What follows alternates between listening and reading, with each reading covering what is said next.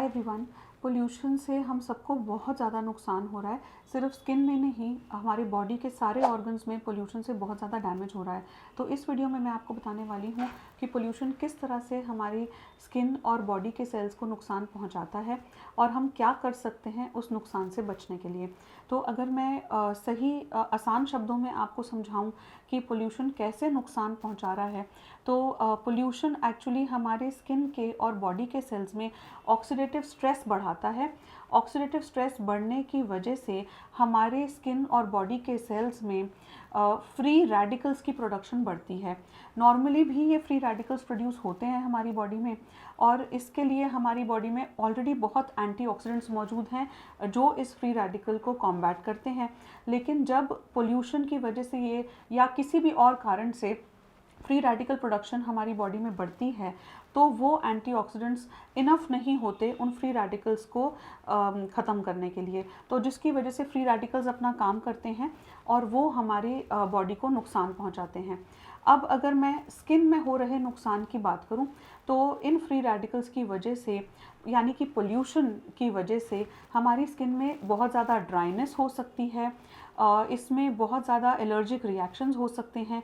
ऐसा इसलिए है क्योंकि पोल्यूशन से जो नुकसान होता है उसमें हमारे स्किन के बैरियर को डिसरप्ट हो जाता है। तो जब स्किन का बैरियर डिसरप्ट होगा तो उसकी वजह से स्किन ड्राई होगी और आसानी से एलर्जिक रिएक्शंस होंगे। अगर आपकी एक्ने प्रोन स्किन है तो आपका पिंपल और एक्ने बहुत ज़्यादा बढ़ सकता है। अगर आपको सोरियासिस है तो आपका सोरियासिस फ्लेयर अप हो सकता है। काफ़ी लोगों में देखा गया है कि अर्टिकेरिया या हाइव्स जिसे कहते हैं, तो ये परेशानी भी स्किन में हो सकती है।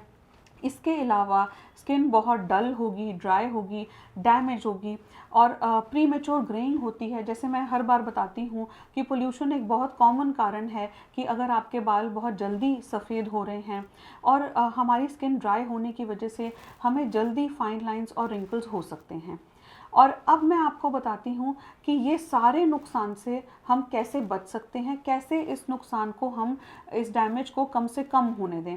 तो सबसे पहले सबसे इम्पॉर्टेंट चीज़ है कि हम कम से कम 2 बार अपनी फेस और बॉडी को क्लीन करें, जिसका मतलब है कि जितना भी एक्सपोज्ड एरिया है जैसे कि फेस, आर्म्स, इनको दिन में 2 बार क्लीन करें। उसके लिए सही क्लेंजर, सही बॉडी वॉश या फेस वॉश का इस्तेमाल करें ताकि उससे आपकी बॉडी पे चिपक रहे पोल्यूटेंट्स और डर्ट और ग्राइम ये सारा वॉश ऑफ हो सके।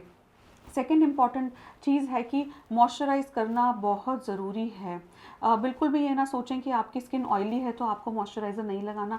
और जैसे कि मैंने कहा कि पोल्यूशन से ऑलरेडी बहुत ड्राइनेस होती है, तो अपनी स्किन पे मॉइस्चराइज़र ज़रूर लगाएं। अगर एक बार मॉइस्चराइज़र लगाने से काम नहीं चल रहा तो आप कम से कम दिन में 2 या 3 बार मॉइस्चराइज़र लगाएं।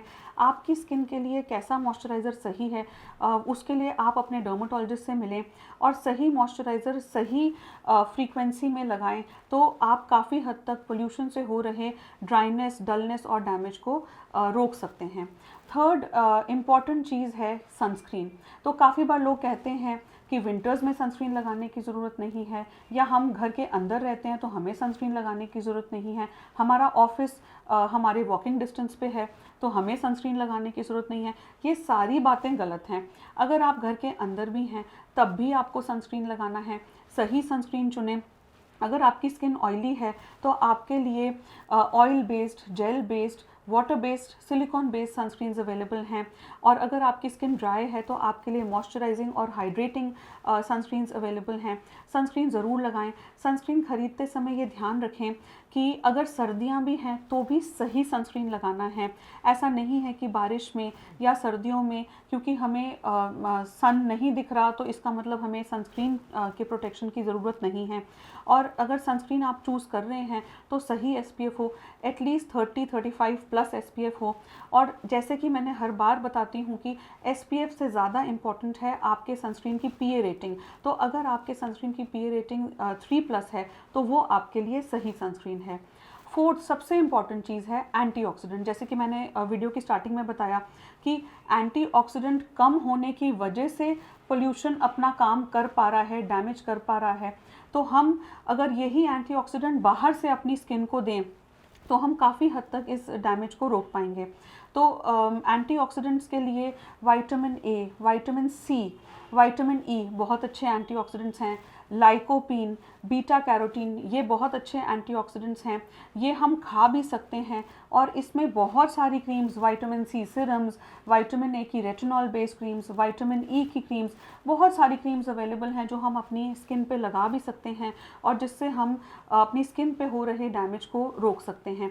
एंटीऑक्सीडेंट्स कैप्सूल्स बहुत सारे तरह के अवेलेबल हैं जो हम रोज़ लेने से अपना एंटीऑक्सीडेंट लेवल मेंटेन कर सकते हैं। इसमें दो इंपॉर्टेंट बातें मैं आपको बताना चाहूँगी। एक तो ग्लूटाथियोन, काफ़ी बार लोग मेरे पास आते हैं क्योंकि ग्लूटाथियोन मॉलिक्यूल बहुत फेमस है फेयरनेस के लिए, तो लोग मेरे पास आते हैं कि हमें ग्लूटाथियोन प्रिस्क्राइब कर दीजिए ताकि हमारी स्किन ग्लो करे। तो वो मैं बताना चाहती हूँ कि ग्लूटाथियोन बहुत अच्छा एंटीऑक्सीडेंट भी है, तो आप उसे एज एन एंटीऑक्सीडेंट भी ले सकते हैं।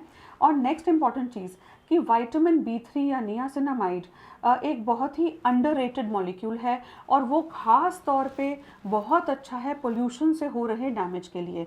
तो विटामिन B3 या नियासिनामाइड की क्रीम्स अवेलेबल हैं जो आप लगा सकते हैं। ये क्यों बाकी सारे मॉलिक्यूल से हटके है, वो इसलिए कि बहुत जल्दी आपके स्किन के बैरियर डिसरप्शन को हील करता है, स्किन को हील करता है। और दूसरा एलर्जिक रिएक्शंस, जो बहुत कई बार लोग कहते हैं कि स्किन में रेड रैशेस हो रहे हैं, उसके लिए विटामिन B3 बहुत अच्छा है। ख़ास तौर पे डीजल डस्ट का जो पोल्यूशन है जो अर्बन सिटीज़ में बहुत ज़्यादा है, उसके लिए विटामिन B3 या नियासिनामाइड बहुत अच्छा है। हर तरह के एलर्जिक रिएक्शंस के लिए, और जैसे किसी की स्किन बहुत सेंसिटिव है, वो कोई हर तरह की क्रीम नहीं लगा सकते, तो ऐसे लोगों के लिए भी विटामिन B3 या नियासिनामाइड बहुत अच्छा है। अब लास्ट सबसे इम्पॉर्टेंट बात कि कैप्सूल्स तो ले लिए और क्रीम्स लगा ली, लेकिन इन सब का पूरा बेनिफिट नहीं मिल पाएगा अगर आप सही तरीके से फ्रूट्स, वेजिटेबल्स और नट्स नहीं ले रहे।